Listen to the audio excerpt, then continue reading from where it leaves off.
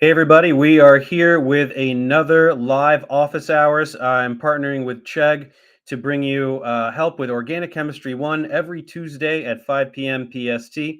So today we're going to be going over, as usual, some organic chemistry practice problems, some ones that I've put together that I think will be roughly matched with where you're at in the semester, ideally.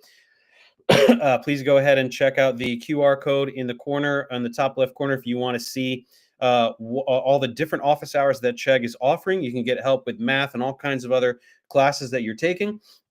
But once again, we will be going over Organic Chemistry 1 practice problems, as we have been doing for quite a few weeks now at this point. So the chat is open. Live chat is ready for you guys to feel free to ask any questions.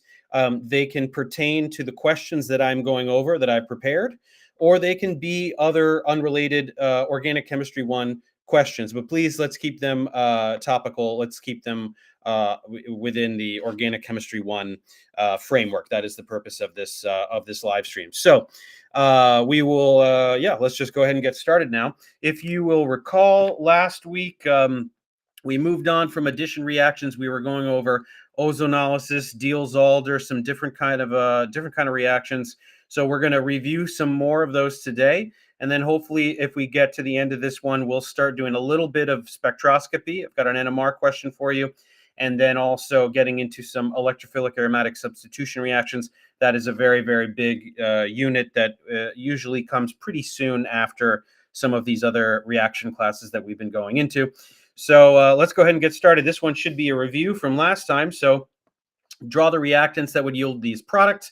And here are the conditions. So this is what we're going to get. And this is how we got there. So what this is one of your flashcard reactions, right? We need to have this on one side of a flashcard, and on the other side, it's going to say ozonolysis, right? Ozonolysis. What does ozonolysis do? Ozonolysis cleaves pi bonds, cleaves carbon-carbon pi bonds, and yields carbonyls. So if in the forward direction, ozonolysis takes the two carbons that were participating in the carbon-carbon pi bond, and it cleaves that, and then those two carbons are now carbonyl carbons. If we're going in the reverse direction, if we're thinking retrosynthetically, all we have to do is take the two carbonyl carbons and smush them together and put a pi bond between them, put a double bond between them. So we get rid of the oxygens, and these two carbons now have a double bond between them. So let's do that. We've got the 5-membered ring, and then we have this 1, 2, 3, 4 carbon group, right? We are going to go double bond to this carbon, and now that carbon is connected to an isopropyl group, right?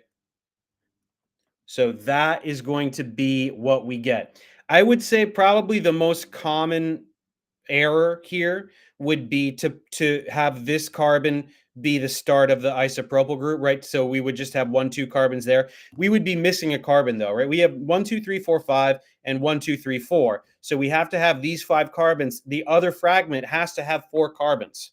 We're not going to gain or lose any carbon content. All we're doing is, if in the forward direction, we cleave this, right? In the forward direction, we cleave this double bond, pull those fragments apart, and the two carbons that were participating in the double bond now have carbonyls on them. And this is this type of workup is going to ensure that we end up with an aldehyde rather than carboxylic acid. So this is the way. That's it, right? Let's get rid of that red line. This is going to be the reagent, and again, all we did was we took the two carbons that now bear the carbonyls in the product, got rid of the oxygens, smush them together, and put the double bond between them. Okay, so that's that one. See if I missed anything.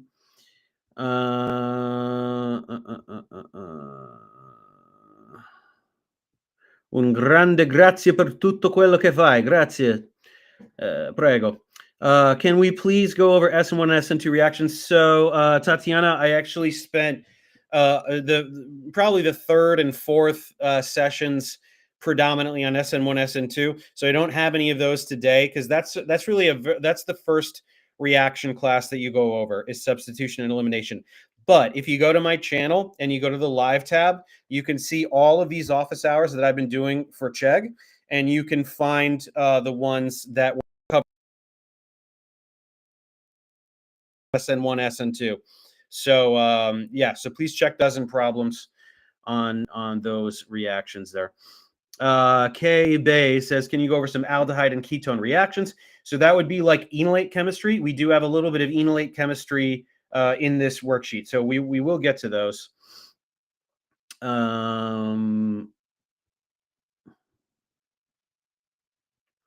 Ukiyo says, do you recommend taking OChem for people going into med majors? You have to. I am not aware of anybody going into any medical field that does not have to take organic chemistry. It should be mandatory, and for good reason. If you don't understand how molecules work, it's going to be difficult to work in any medical field. Very important. Yep. Okay, so let's move on to the next one here. So here's just an addition reaction with a little bit of a twist here, because we have this conjugated polyunsaturated system. So it's polyunsaturated. Each of these pi bonds is a degree of unsaturation, and it's polyunsaturated because there's more than one, right? So two of these makes it polyunsaturated, and it is conjugated because we have a double bond, single bond, double bond, right? When it's alternating double bond, single bond, double bond like that, we call it conjugated, and the reason is because it affords the potentiality for resonance. So resonance means the delocalization of pi electron density, and when pi bonds are conjugated, they can delocalize.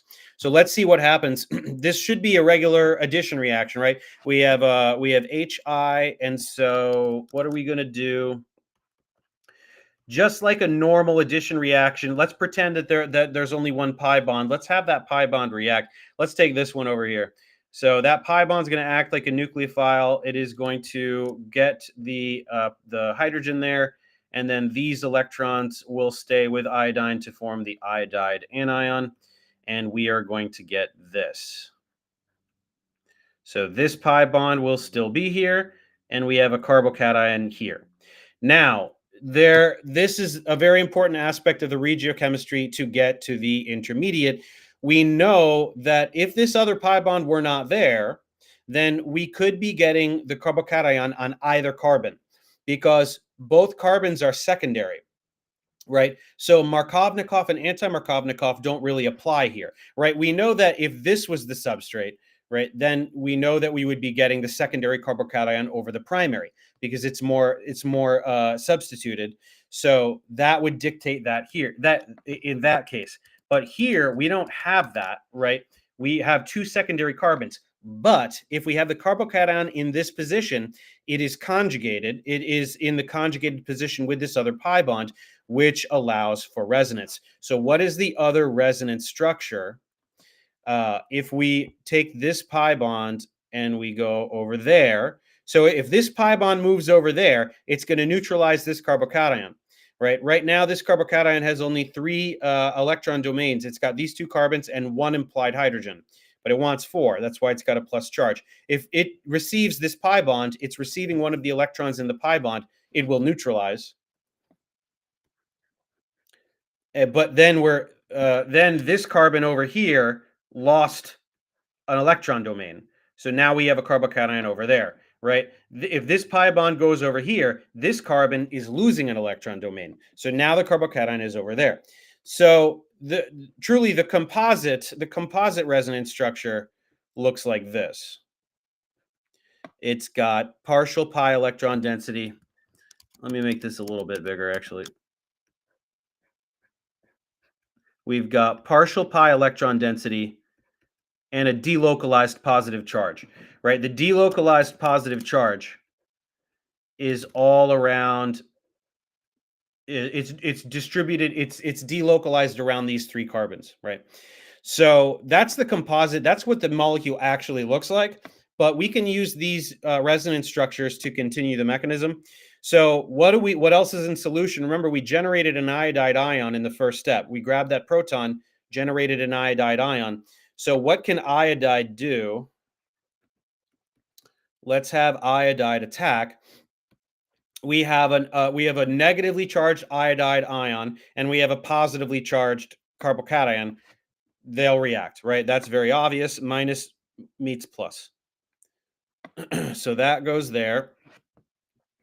And so here, now here's the thing. This is an sp2 center.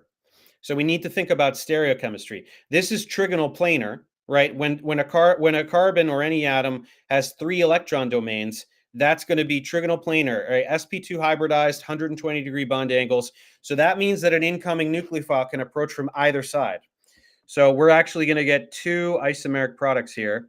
So the pi bond will still be there, but we're either going to get the iodide on the wedge or the iodide on the dash, right? So that's if iodide attacks here. But don't forget, we have another resonance structure. The iodide could just as well attack this other resonance structure. So what if it attacked that one? Then again, we're going to get 2 products because this is an sp2 center. It can attack from this side, it can attack from this side, and it will do so with identical probability, 50-50. So on the macroscopic scale, you have quadrillions upon quadrillions of molecules reacting. Statistically speaking, it's going to be 50-50. So that's called a racemic mixture. So we are going to get... we can have the iodo group here, or we can have the iodo group here. So there are 4 products. There are 2 structural possibilities, but each of them has is a racemic mixture of enantiomers. So we have 4 products possible. Now, bear in mind that's because this molecule is symmetric, right? If it was not symmetric, then you would have even more product because all we did was react this pi bond. But what if we reacted the other pi bond? Well, if we reacted the other pi bond, we would have the carbocation right there, and it actually would be that just flipped over on the other side. So the symmetry of the molecule dictates that we don't even have to look at the other pi bond. But if we just added one more methyl group right there, right, one more carbon right there, now the molecule is not symmetrical anymore. You would have 4 products if this pi bond reacts, and you'd have another 4 products if this pi bond reacts. So it gets pretty messy with these conjugated polyunsaturated systems because of this resonance, right? You get the pi bond reacts, you get a carbocation, but it is delocalized. It can be pushed around to another atom, another carbon atom because of that other pi bond there. And so you can get different structurally isomeric products. So that is a very simple addition reaction, but done on a conjugated polyunsaturated system, which makes it a little bit trickier. Okay, let's see if I missed anything. Okay, hit that.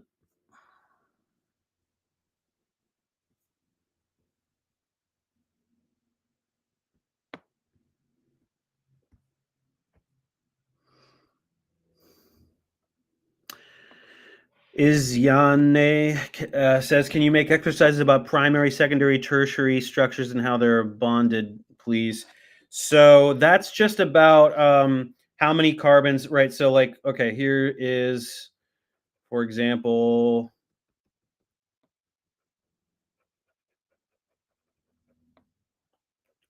okay, so when we say primary, secondary, tertiary, quaternary, what are we talking about? We're talking about the how many carbons are bonded to the one in question.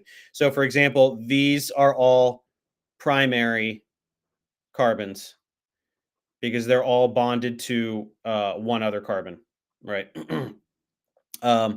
So that's primary. Secondary is bonded to 2 other carbons. So that would be that one, right? So this carbon is bonded to that one and that one. So that's a secondary carbon. Do we have more colors here? Just that? Let's do black. So tertiary would be if it's bonded to 3 carbons. So that would be that one because it's bonded to 1, 2, 3 carbons. And then quaternary, I guess just do blue. Quaternary is if it's bonded to 4 other carbons. So I'll put a little box around that one. So this is bonded to 1, 2, 3, 4 other carbons. That's the most other carbons that it can be bound to. So primary, secondary, tertiary, quaternary, that's what we're talking about. And then when we say secondary alcohol, right? If we say like a secondary alcohol, uh, this would be a secondary alcohol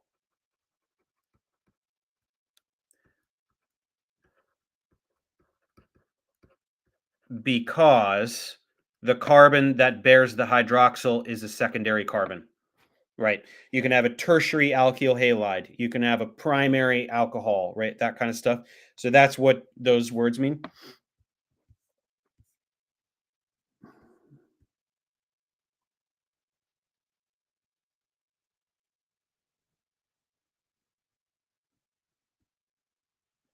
Okay.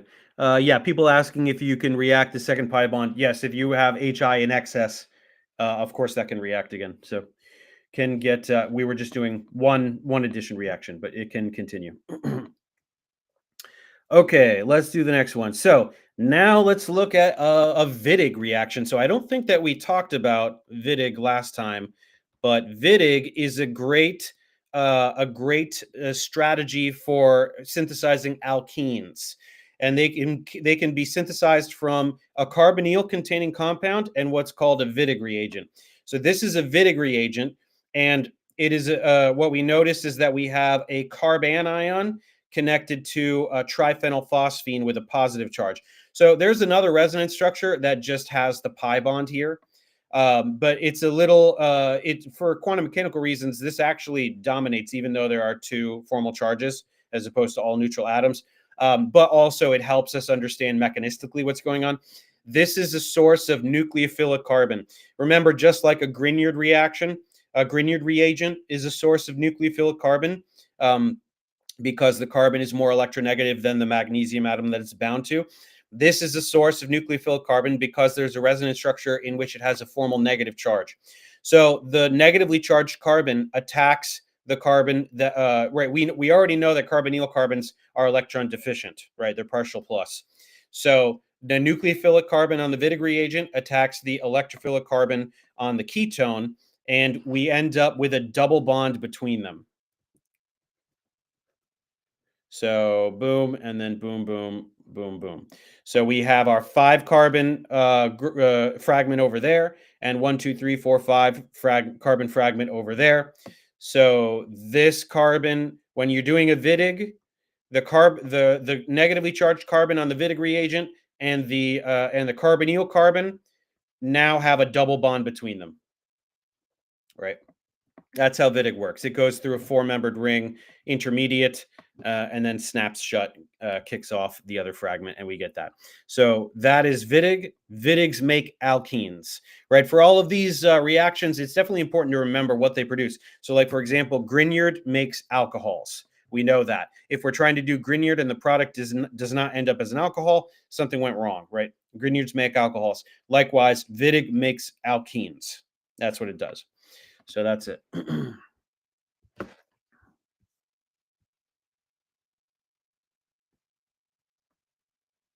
Parasitic Wasp asks, is the topic chosen or can you give suggestions?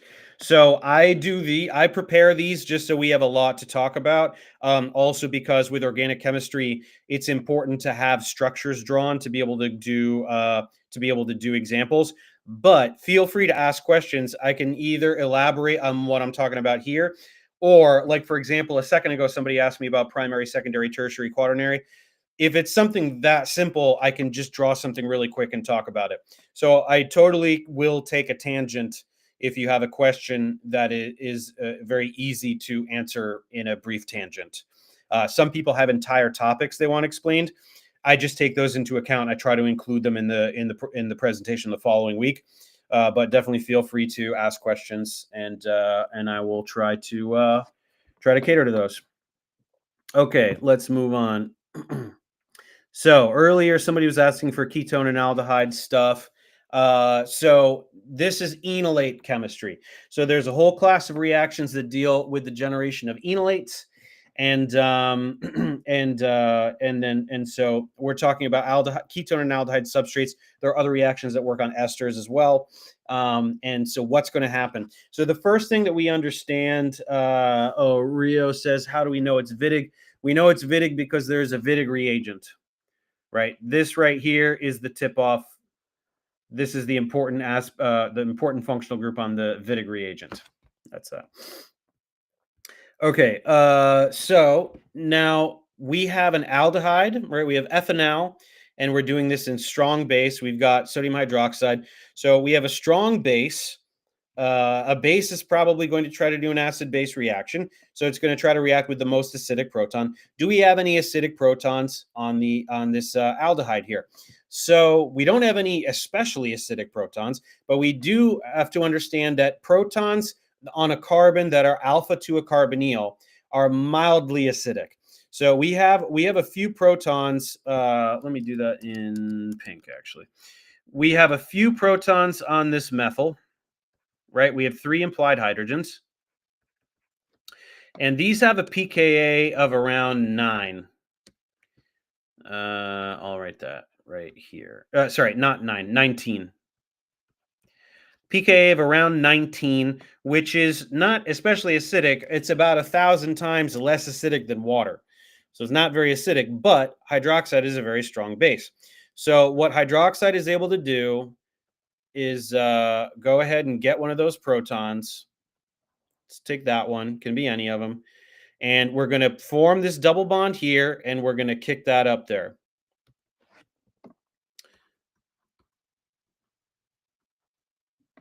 So this is called an enolate. Now, what's important to understand about an enolate, we have 2 resonance structures.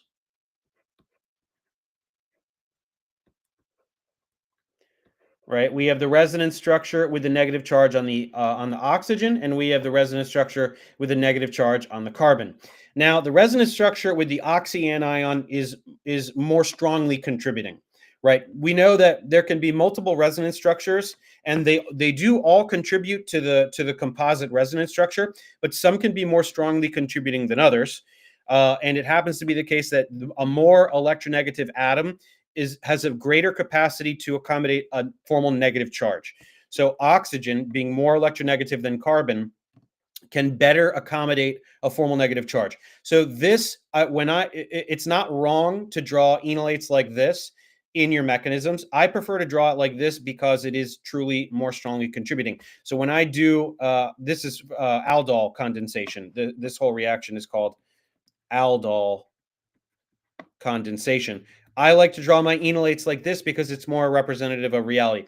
However, what we need to understand is there is one resonance structure with carbon with a formal negative charge. So much like Grignard reagents, much like Wittig reagents, enolates are a source of nucleophilic carbon. It's specifically the carbon that is alpha to the carbonyl. All right, alpha just means 1 away. So here's the carbonyl carbon. Alpha means 1 over. So once we reacted that aldehyde with strong base, we got the enolate. The enolate is the source of nucleophilic carbon. And now, so what is it going to attack? So an enolate is a source of nucleophilic carbon. An aldehyde is a source of electrophilic carbon. The carbonyl carbon on the neutral aldehyde is electrophilic. So we know that nucleophiles can attack carbonyl carbons. We've known that already for a while. So why don't we have this attack another equivalent of the aldehyde? So let's have this go boom, boom, boom. And we will get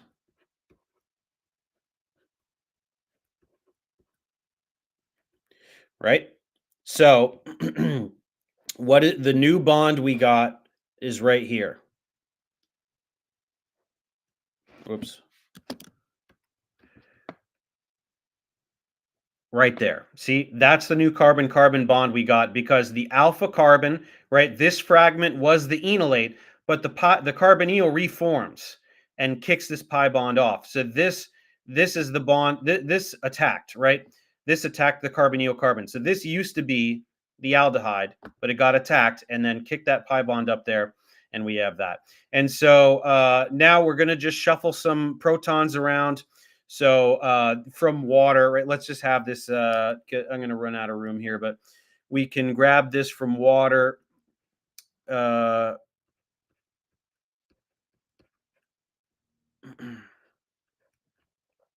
Let's go. Boom, boom. We have some water lying around, and that will protonate. And then now we're used to hydroxyl being a bad leaving group, but we're in very strong basic conditions. So we have a lot of hydroxide floating around in solution. So one more is not going to hurt. So in strongly basic conditions, we actually can get hydroxyl to leave. So let's go ahead and do this, and then this, and then this.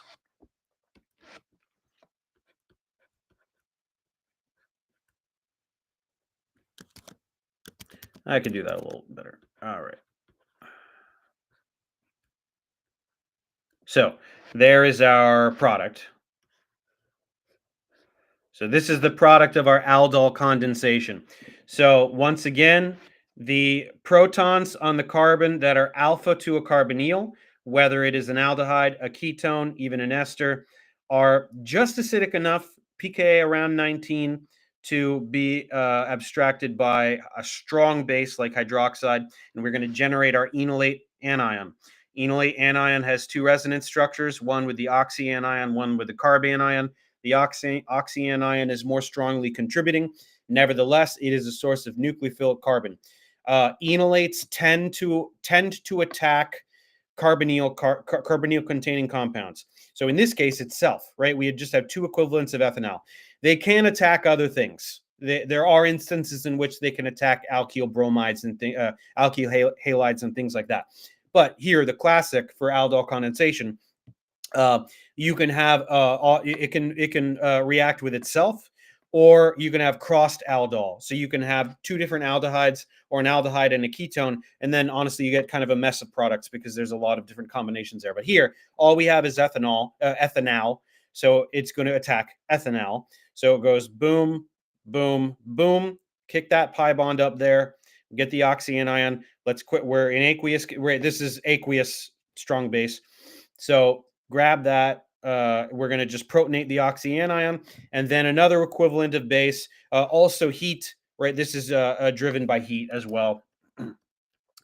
This second step. The first step is aldol addition. And then the second step is the condensation. So the condensation is where we lose water. So we lose a proton, right? Let me do it in black. We lose a proton and a hydroxyl. So that is, we say, minus H2O. That's the condensation part. And so we get to our aldol condensation products. They're always going to have a carbonyl, because when the enolate attacks, it reforms the carbonyl. So the aldol condensation product has to have a carbonyl, and it has to have a degree, an alpha beta degree of unsaturation.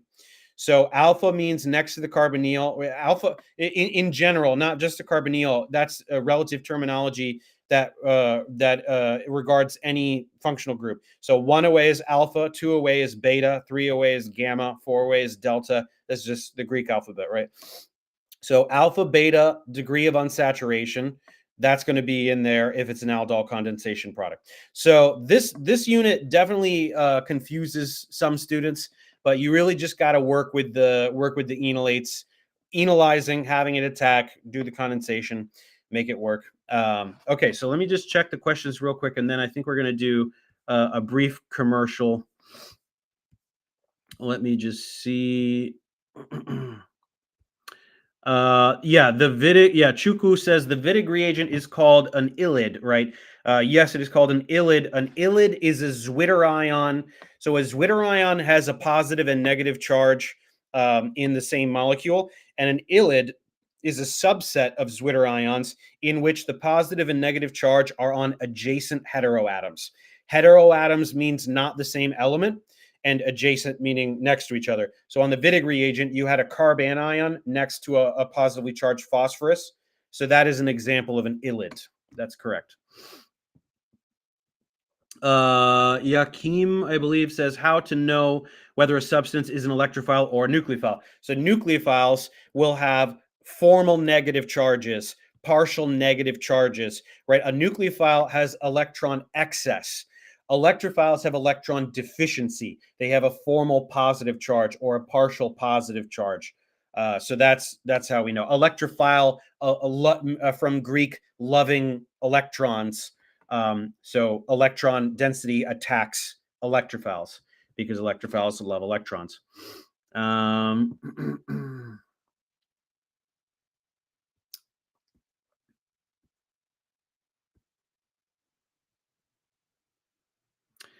Yeah, Chukwu, the chemistry of enolates occurs on the alpha carbon. So not really electronegativity. It just, see, on this enolate, the alpha carbon, there's a resonance structure where the alpha carbon has a formal negative charge. So that is why.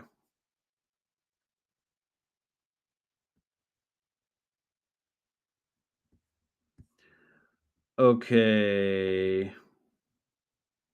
Orest says, no, yeah, so we can, when you have aqueous conditions, when you have basic aqueous conditions, the allowed species are hydroxide and water. When you have acidic aqueous conditions, you can have water and hydronium. So there's, you can grab protons from water, or you can protonate water, depending on whether it's basic or acidic. So that's fine. It's just a quick grabbing a proton from what's in solution. No problem. Okay, so we are all set with that one, and I believe we're going to do a very brief commercial. So let's go ahead and go to that.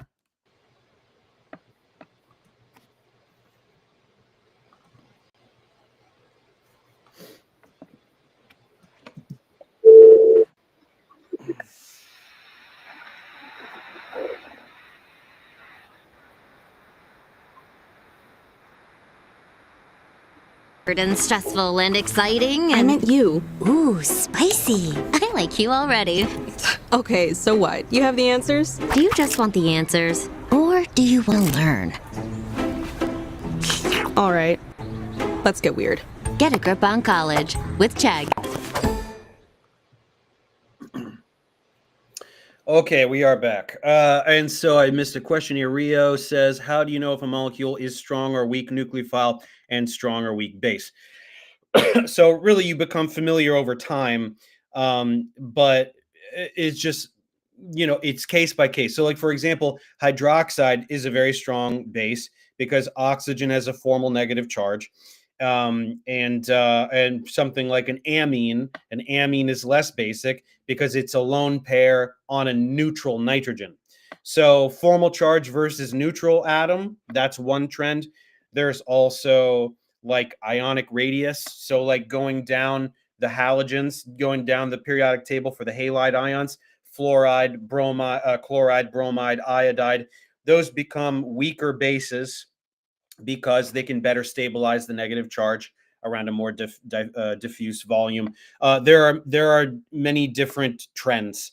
So you kind of have to just familiarize yourself with the various trends in acidity and basicity based on different aspects of structure. Chukwu says alpha halo esters can also be reduced to form. Yeah, so there's, ester substrates can also undergo different kinds of enolate chemistry. Those are Claisen condensation and Diekmann condensation. Okay, all caught up. So let's go back. Okay, so let me erase a little of this. So we got some room.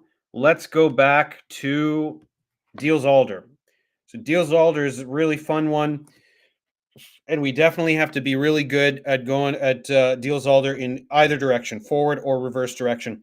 So this one's pretty standard. We've got our diene. We've got our dienophile. And let's be very clear about where the new bonds are going to form. So remember, the 6 carbons that are participating in the pi bonds, that's where all the chemistry is going to happen. So Diels-Alder goes from 3 pi bonds to 1 pi bond and 2 sigma bonds. So in the diene, and this is all concerted, right? So here I'm going to draw the arrows. So this pi bond goes here.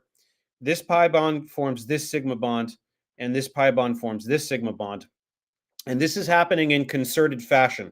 So it's not the case that one pi bond is kicking another pi bond. It's not like a domino effect. This is all happening all at once, right? It is concerted, they say. So we're always forming a 6-membered ring with a Diels-Alder reaction. So when you're drawing your Diels-Alder product, always, always, always just draw a 6-membered ring, right? We will worry about what is on that 6-membered ring after, but we know for a fact that this 6-membered ring is there. If you're drawing a Diels-Alder product and you don't have a 6-membered ring, something went wrong. We know that we have a 6-membered ring. That's what Diels-Alder does. So here's our 6-membered ring. These 4 that were on the diene are there, and then these 2 that were on the dienophile are there. So what are they attached to? Well, first of all, we got to get that pi bond in there, right? We got 2 new sigma bonds. That's this one and this one. But we have a new pi bond there too. Now, is there anything else? On the diene, there's not. The diene, there are no other functional groups. On the dienophile, we have these 2, excuse me, we have these 2 other methyl groups. Now, how are we going to draw them on the product? Well, this dienophile is cis, right? We have a cis 2-butene. So these methyls are cis to one another. So they will be cis to one another on the product. Now we do not have to worry about stereochemistry here. If we drew those on the dash bonds rather than the wedge bonds, you flip it over, it's the same thing, right? Pick this up and put it on its other face. All of a sudden, the methyls will be on dash bonds pointing down instead of up. So, and that's because it's a meso compound, right? Meso. So no enantiomer, right? It's an achiral molecule. But we definitely have to know with Diels-Alder, first of all, we're forming a 6-membered ring. So these are the 2 new sigma bonds right there. Those are the new sigma bonds that formed in this cyclization. And then we just have to know a few things about stereochemistry. These were cis, so they're cis on the product. Okay, let's try one more.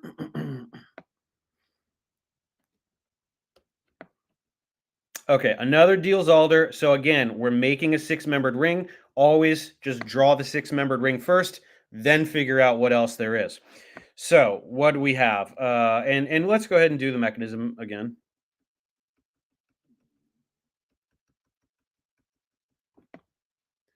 So this pi bond goes there, this pi bond goes there, this pi bond goes there.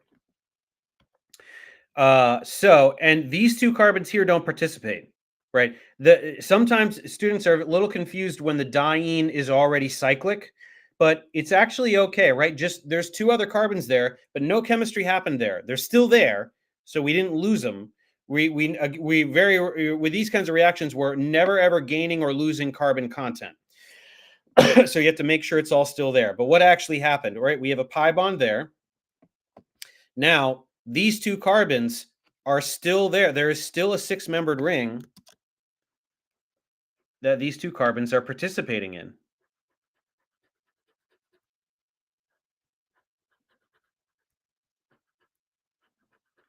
Right? So we have these bridgehead carbons, and so it's a bicyclic structure. So these carbons are participating in multiple rings.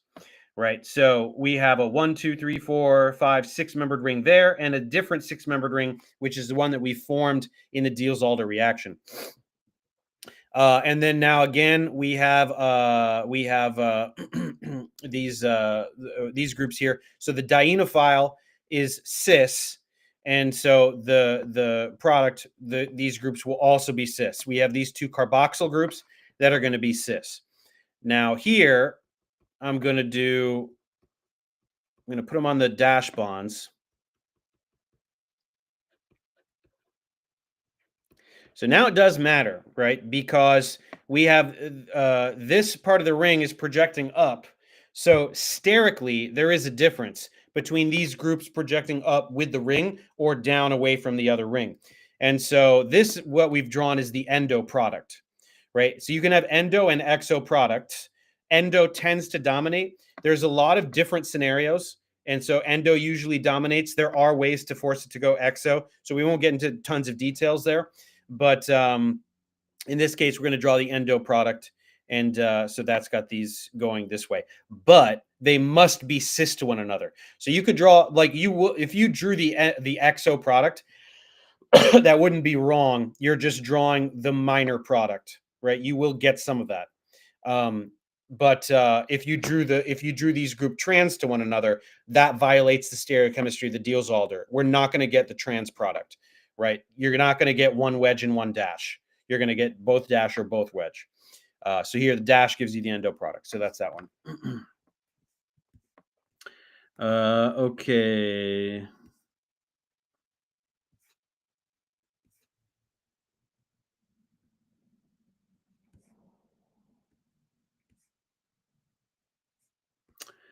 Okay. Moises says, would this Diels-Alder reaction work with a trans configuration for the Nucleophile? Yes, it would.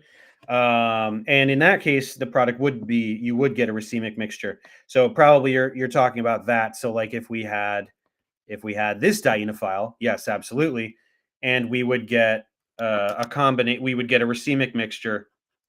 We would get this guy and this guy. Very good question. Yes, correct.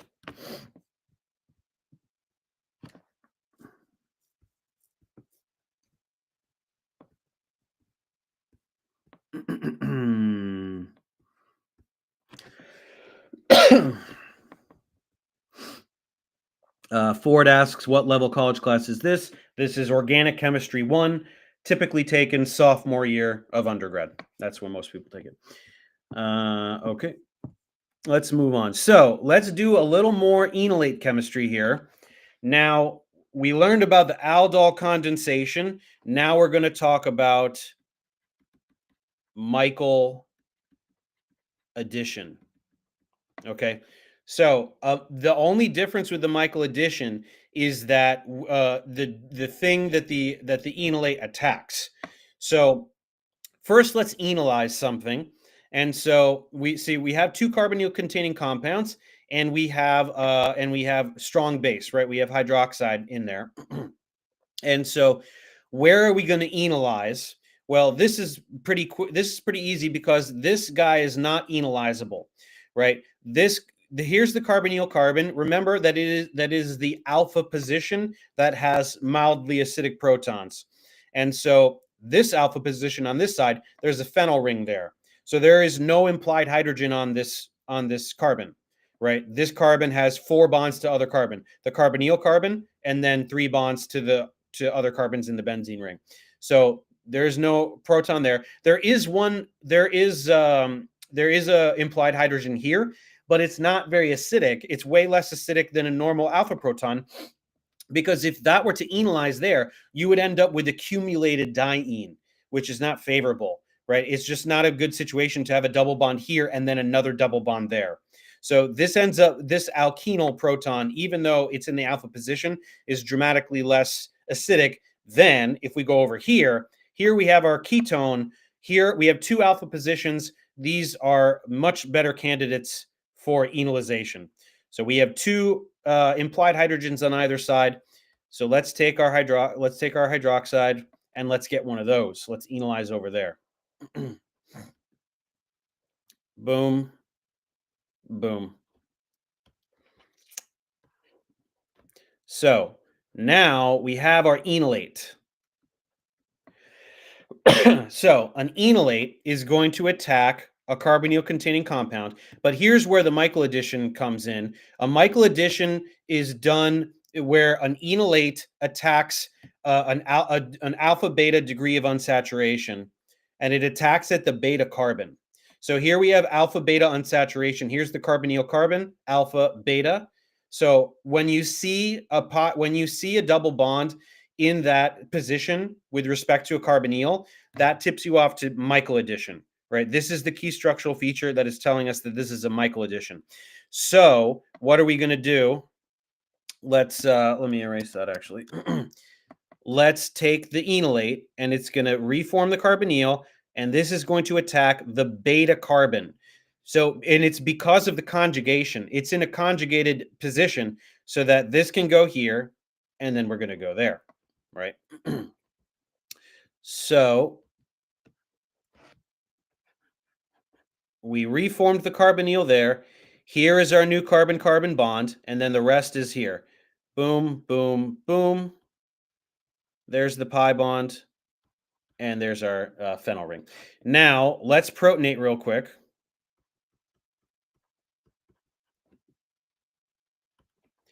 So we're going to grab a proton from water.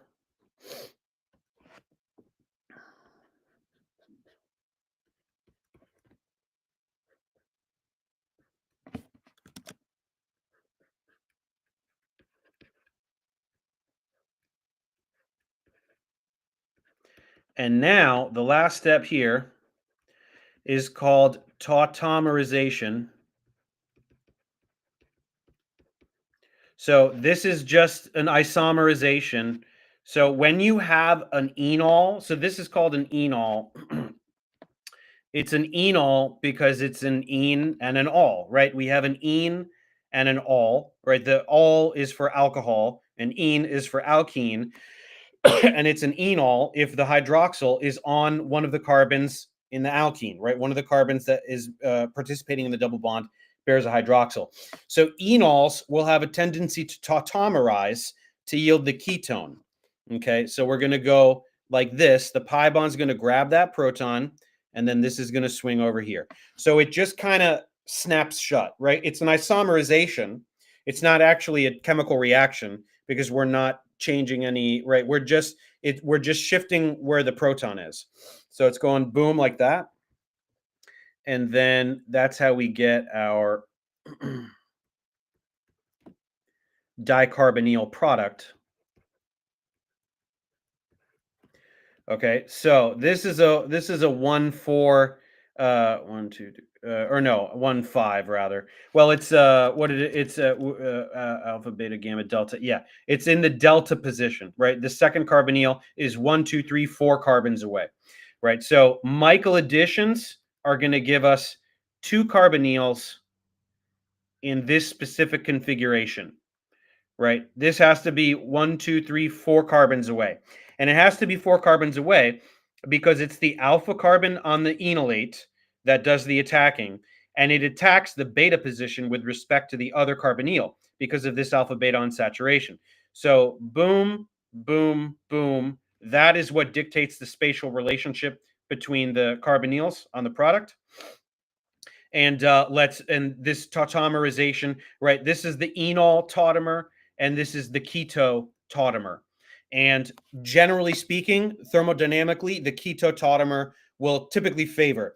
There are instances in which the enol tautomer is favored. Like, for example, if that generates a phenol, right? If this pi bond being there is then delocalized through resonance in a pi system, in an aromatic system, then the enol would be preferential thermodynamically. But typically speaking, if we're just talking about an isolated enol there and then the keto form there, the keto form is going to predominate. It'll be preferential thermodynamically. So that's called tautomerization. This is the enol tautomer. This is the keto tautomer. And tautomerization is generally going to prefer the keto tautomer. So that is why the Michael addition gives us this dicarbonyl product. And so it's a 1,4 addition is what it is, because the addition starts, here's carbon 1, 1, 2, 3, 4. It's a 1,4 addition. So that is the Michael addition. It's very similar to the Aldol condensation in that we're generating an enolate, and the enolate is attacking a carbonyl containing compound. The two differences are it is attacking not the carbonyl carbon itself, but actually the beta carbon due to this alpha beta degree of unsaturation, right? alpha, beta. It attacks the beta carbon. And so that's why we get this spatial arrangement. So that's part one.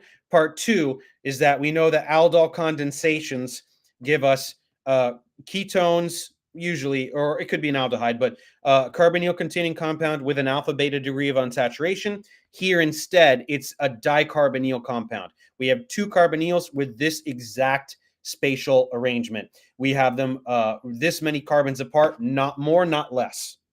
Right? So when you see a dicarbonyl compound where the carbonyls are this many carbons away, right? It's a 1,4 addition, 1, 2, 3, 4.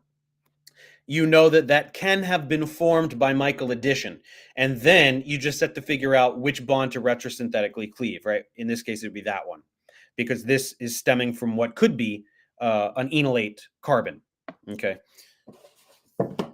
So that is that one. Let me see if I missed anything.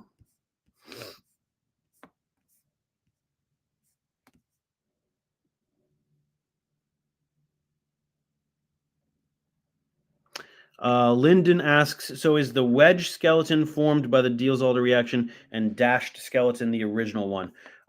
Is that from when I just went up here? So this, yeah, so this is like a separate question.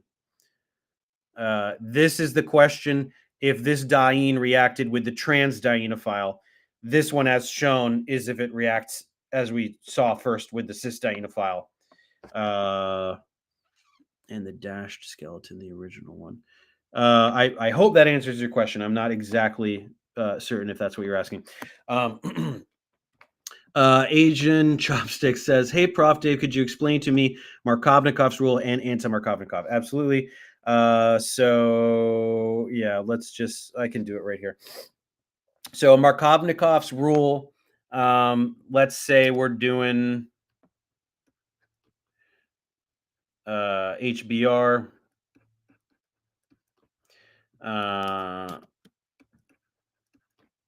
How does this addition reaction work? That pi bond grabs the proton, and we know that our intermediate is going to have a carbocation here. So that pi bond grabbed that proton, and it can either have left a carbocation on the secondary carbon or the primary carbon. And it will always be on the more substituted carbon because it's more stable. There's more hyperconjugation from neighboring carbon atoms. And so then the bromide will attack, and we get our Markovnikov product. So Markovnikov addition is when the group that is being added to the double bond goes to the more substituted carbon. So we had there was a secondary carbon and a primary carbon participating in the pi bond. The secondary carbon is more substituted. It's connected to more carbons, 2 instead of 1.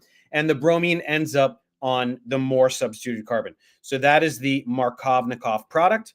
If instead we did this in the presence of peroxides, we would get the anti-Markovnikov product. And so anti-Markovnikov addition is when the group being added to the double bond goes to the less substituted of the carbons that were participating in the double bond. So here, bromine was added to the primary carbon. That's what makes this anti-Markovnikov addition.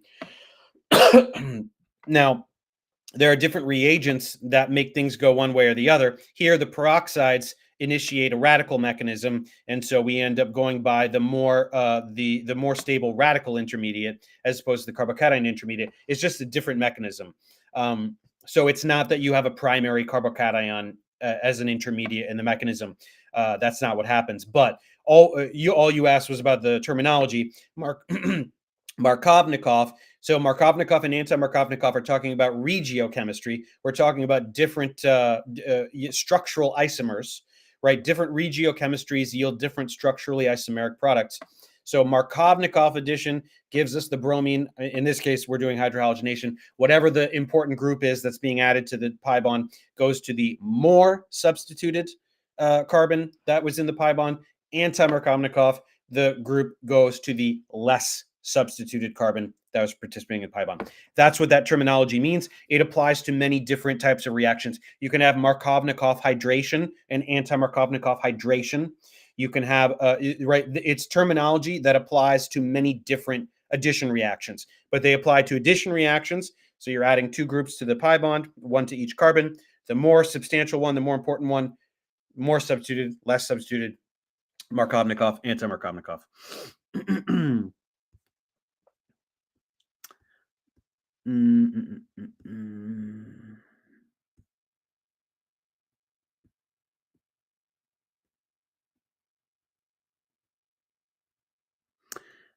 Pavitt says, sorry, I missed a part of your explanation. Why does the double bond attack the beta double bond?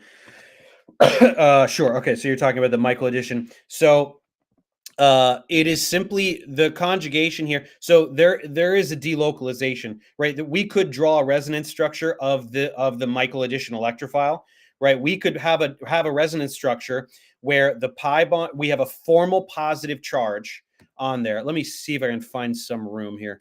I could probably do it over here. So there is a resonance structure that looks like this, right? So if there is a resonance structure that looks like this, and we have the enolate attacking, right? Remember that the enolate has a resonance structure here where where it's a carbanion. So one of the resonance structures has a formally charged a formal negative charge on that carbon, and then that runs into this. One of the resonance structures has a formal positive charge on that beta carbon. So for reasons of electronics as well as sterics, this is the more sterically available position for a nucleophile to attack, but this is where it's going to go, right? It's going to go here because it has the capacity to push that pi bond over. So we usually don't use that. It's such a weakly contributing resonance structure, but it does inform the electronics of the electrophile. So that's going to go boom, and then that's going to go up there, kick that pi bond there, do that over there, right? So that's just how Michael works, Michael addition.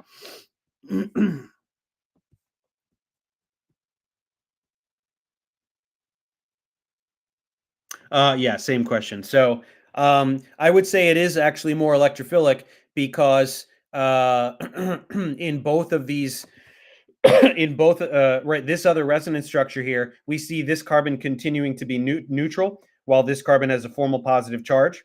Again, that's only because of the alpha beta unsaturation. If the alpha beta unsaturation is not there, then the carbonyl carbon is the only site of electrophilicity. But because of that alpha beta unsaturation and this resonance structure that does contribute overall, this is that's a more electrophilic site, that carbon right there.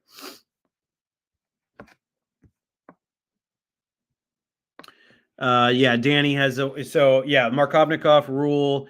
That's another way of stating it, that the hydrogen atom will go to the carbon atom that's bonded to the most amount of hydrogen atoms. I don't prefer that definition, but it is correct, right? So, for example, here we reacted with HBr, and the hydrogen that we got from that went there. So this carbon already has two hydrogens. This carbon only has one hydrogen, and the new hydrogen went right now. This right. So this hydrogen is one of these hydrogens. So the new hydrogen went to the carbon that already had more hydrogens. So that's one way. If that's the way you want to memorize it, that's totally fine. I prefer to think of it in terms of the incoming nucleophile going to the more or less substituted carbon, but whatever works for you.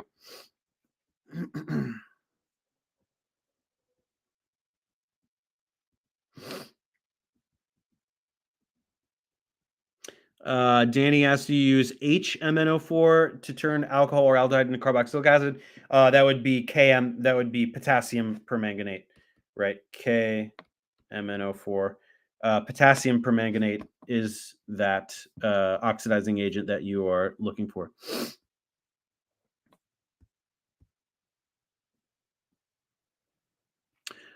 Yes. Okay. Moises asked for reactions and activators, deactivators. So I do have electrophilic aromatic substitution questions on this one. We didn't get there today, so we're going to get to it here. I'll show you, right? We have NMR, and then I was going to go right into electrophilic aromatic substitution. So we will start with that next week.